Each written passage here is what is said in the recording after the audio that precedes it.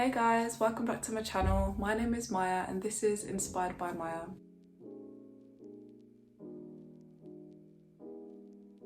So it's been a long time, honestly.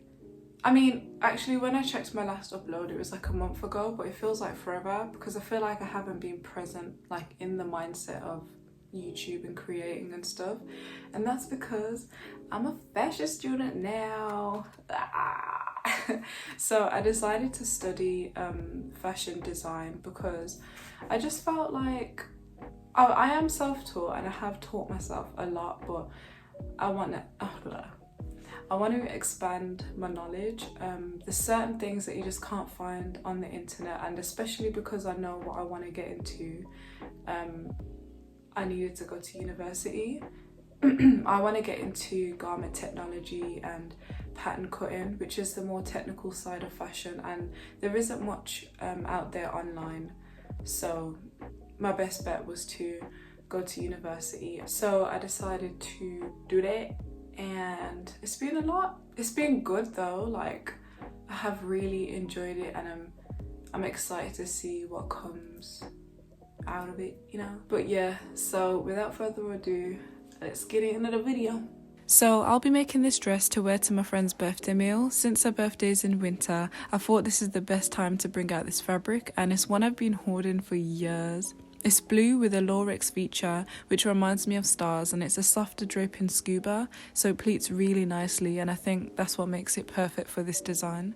If you'd like to download this pattern, the link will be in the description box down below. So the pieces you should have for this dress are 2 back pieces, 1 front piece, and 2 sleeves cut on the fold, and then we're also going to need a skinny rectangle strip to sew the slit later, but that's optional. When you cut in the fabric, you want to make sure you mark the notches for the pleats, otherwise it'll be a bit of a hassle later on. And also go ahead and mark the center of the cap of the sleeve just to speed things up later. So to form a pleat, you should have 3 notches. Bring the far end notch over to the other end, and the center notch should be directly on the center of the fold. Make sure that you folded the pleat in the direction that you want. I had the pocket of the pleat facing upwards towards the neck of the dress, and then pin it in place and continue to do that for the entire length of the dress. Next, using the sewing machine, do a stay stitch, which is just a straight stitch to lock the pleats in place, but don't forget to backstitch. So the main stitch we'll be using for this dress is the lightning bolt stitch, but if your machine doesn't have that, then you can just use a zigzag stitch. You also want to make sure you're using a stretch needle for this project. Since we're working with stretchy fabric, it's really important that the needle you're using is suitable for your fabric, because it'll just cause unnecessary problems throughout the sewing process, like skip stitches and possibly tearing the fabric. Once you've got your machine set, you want to take the centre back piece and place them right sides facing and sew the entire back of the dress closed. A little tip I have for when sewing fabrics like these is to hold the threads that hang out at the back of the sewing machine and gently pull them while sewing the beginning to prevent the fabric from getting swallowed into the machine. My fabric is super stretchy, so I can get away with not putting a zipper in, but if yours doesn't have much give, I would suggest inserting a zipper, maybe an invisible one for a clean look. Next, you want to place the shoulders of the dress together, front and back, right sides facing, and sew them together.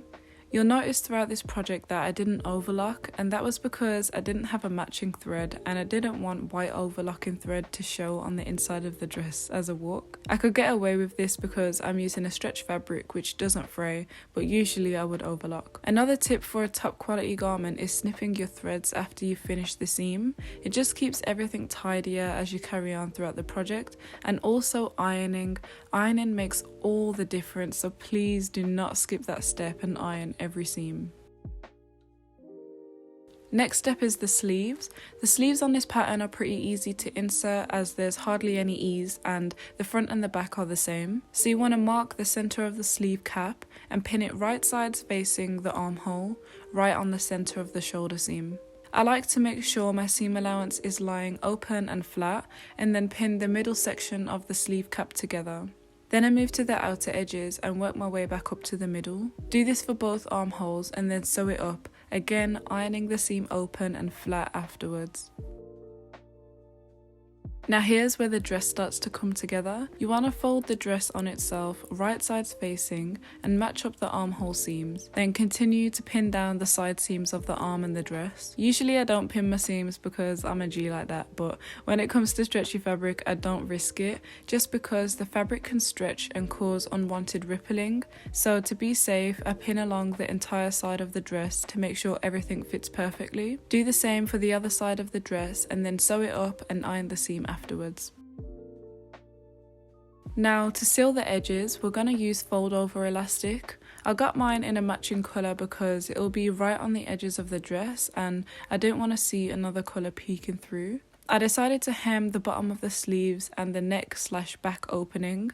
I left the bottom of the dress raw because I wanted it to drape as softly as possible. So to hem, I pinned the elastic to the edge of the sleeve without stretching it. I did this the whole way round and left an overlap so that I could sew a loop. To make sure the loop was perfect, I used my marker to mark right where the seam ends on both sides of the elastic. Then I pinned them together and sewed it closed. Now I have a loop that perfectly matches the circumference of my sleeve hem. Then open the seam so that it's flat and sew the elastic to the edge of the sleeve. I used a 0.5cm seam allowance for this. Once you've done that, fold the seam upwards and the elastic edge over and downwards, then pin it in place. And on the right side of the fabric, sew the hem in place. Do this for the neck opening/back of the dress as well.